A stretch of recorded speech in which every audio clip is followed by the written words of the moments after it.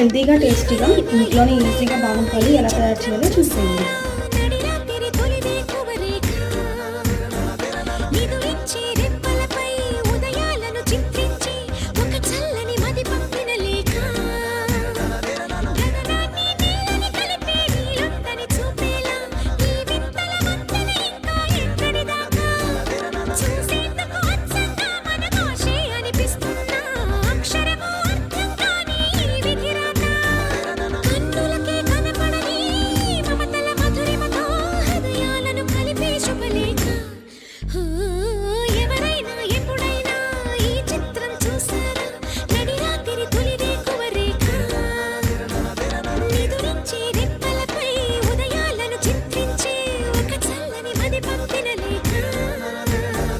మీకు కనుక ఈ వీడియో నచ్చింటే లైక్ చేయండి, షేర్ చేయండి, కామెంట్ చేయండి, సబ్స్క్రైబ్ చేయండి.